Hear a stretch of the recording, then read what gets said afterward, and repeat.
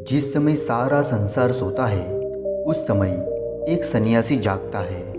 आपने ये कहानी तो सुनी होगी, लेकिन क्या आप इसका सही अर्थ जानते हैं कि समय की बात हो रही है। इस कहावत में ब्रह्म मुहूर्त की बात हो रही है। ब्रह्म मुहूर्त का अर्थ है सुबह के 3 बजे से सुबह के 6 बजे तक के बीच का समय। और ये समय थोड़ा बहुत ऊपर नीचे हो सकता है, लेकिन ये आता इसी के बीच में है। और आपने केवल अब तक ब्रह्म मुहूर्त में जागने के फ़ायदे सुने होंगे, लेकिन क्या आप जानते हैं कि इस समय उठने से नुकसान भी हो सकते हैं।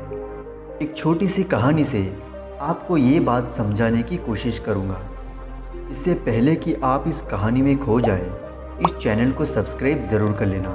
तो चलिए कहानी शुरू करते हैं। किसी गांव में एक जिज्ञासु व्यक्ति रहता था और उसके भीतर इतनी जिज्ञासा थी कि वो किसी भी चीज़ के बारे में सोचता था तो उसके बारे में गहराई से जानना चाहता था। और एक बार उसे एक सन्यासी मिलते हैं जिससे वो ब्रह्म मुहूर्त के बारे में जानता है। वो जानता है कि ब्रह्म मुहूर्त में ज्ञानी जन जागते रहते हैं। फिर क्या था, उस दिन से वो जिज्ञासु व्यक्ति भी ब्रह्म मुहूर्त में जागना शुरू कर देता है।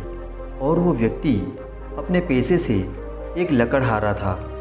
वो सुबह जल्दी उठता और सुबह सुबह लकड़ी काटने चला जाता था। पहले 2-4 दिन तो वो जोश के साथ इस कार्य को करता है, लेकिन इसके बाद उसके साथ कुछ अजीब सा होने लगता है और वो व्यक्ति जंगल में लकड़ी काटने जाता और किसी पेड़ के नीचे सो जाता।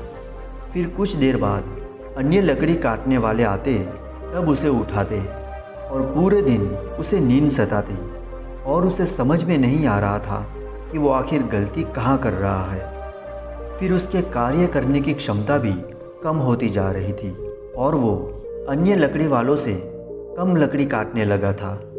और इसी के कारण उसकी आमदनी भी कम होती थी और अन्य लकड़हारे सुबह देर से उठते थे, लेकिन वो ऊर्जा से भरे रहते थे। और ये देखकर वो जिज्ञासु व्यक्ति चौंकता भी था, पर उसे कुछ समझ में नहीं आ रहा था। फिर एक दिन वो उस सन्यासी से दोबारा मिलता है और उनसे पूछता है कि हे महात्मन, मैं सुबह जल्दी ब्रह्म मुहूर्त में उठता हूँ, लेकिन मेरे भीतर तो कोई भी बदलाव हो ही नहीं रहा और मेरी स्थिति पहले से भी खराब हो गई है और मैं किसी भी कार्य को अच्छी तरह से नहीं कर पाता। और मैं क्या करूं? कृपा करके मेरी समस्या का समाधान करें। फिर वो महात्मन उससे पूछते हैं कि तुम इतने सुबह उठकर करते क्या हो? और वो व्यक्ति कहता है कि मैं सुबह उठकर लकड़ी काटने चला जाता हूँ। फिर वो महात्मन पूछते हैं कि तुमने किस उद्देश्य से ब्रह्म मुहूर्त में जागना शुरू किया? तुम्हारा जल्दी उठने का उद्देश्य क्या था? फिर वो व्यक्ति कहता है कि मेरा उद्देश्य बुद्धिमान बनना था। फिर वो महात्मन उस लड़के को कहते हैं कि क्या तुम लकड़ी काटने से बुद्धिमान बन रहे हो? और प्रश्न ये नहीं है कि तुम क्या कार्य कर रहे हो, प्रश्न ये है कि तुम किस समय को किस कार्य के लिए खर्च कर रहे हो। ब्रह्म मुहूर्त में उठने से कोई बुद्धिमान नहीं होता, परंतु उस समय बुद्धि पर काम करने से बुद्धिमान होता है। रात्रि का पहला प्रहर तो विचारों में ही बीत जाता है, क्योंकि हम कुछ न कुछ लगातार सोचते ही रहते हैं। धीरे धीरे नींद आती है और नींद आने के बाद भी हमारे विचार पूरी तरह से शांत नहीं होते और वो स्वप्नों की द्वेष में हमारे भीतर चलते रहते हैं। और ब्रह्म मुहूर्त के आते आते सारे विचार शांत हो जाते हैं। फिर हमें गहरी नींद का अनुभव होता है और ये गहरी नींद ही उस ताजगी का कारण होती है जो हमें सुबह उठकर महसूस होती है। और ब्रह्म मुहूर्त में उठना एक तपस्या है और इस तपस्या के समय को अगर ऐसे कोई कार्य में बर्बाद करोगे जो कार्य तुम्हें विकास की ओर नहीं ले जाता, तो तुम्हारा नुकसान होगा। और यदि तुम चाहते हो कि तुम बुद्धिमान बनो, तो ब्रह्म मुहूर्त के समय ज्ञान अर्जित करो। एक ध्यानी ब्रह्म मुहूर्त में ध्यान करता है, एक ज्ञानी ब्रह्म मुहूर्त में ज्ञान को अर्जित करता है और एक संसारी ब्रह्म मुहूर्त में सोता है। ये तीनों अपनी जगह पर सही है। यदि तुम ब्रह्म मुहूर्त में उठते हो तो कुछ सार्थक करो और कुछ भी करने के लिए ये कीमती समय को बर्बाद मत करो।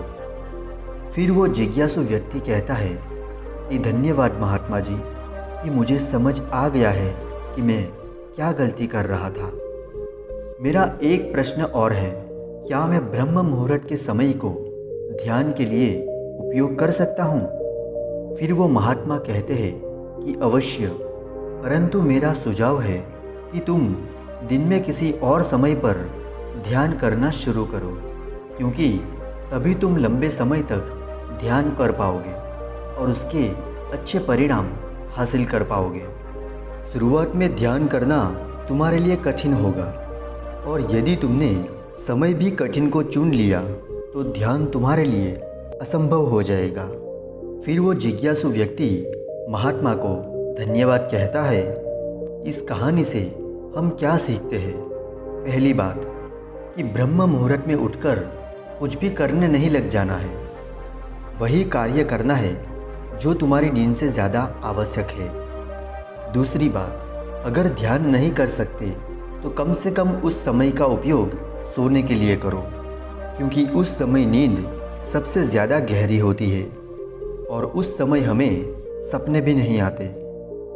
तीसरी बात, अगर ध्यान करना ही चाहते हो तो शुरुआत ब्रह्म मुहूर्त से बिल्कुल मत करो। दिन का कुछ और समय को चुनो, क्योंकि तुम लगातार ध्यान कर सको और उसके परिणाम पा सको। तुम दिन में सुबह, शाम, रात को किसी भी समय ध्यान को कर सकते हो।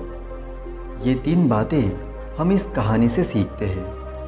तो दोस्तों, कैसी लगी कहानी आपको कमेंट सेक्शन में ज़रूर बताना और अगर इस चैनल पे नए हो तो चैनल को सब्सक्राइब भी ज़रूर कर लेना।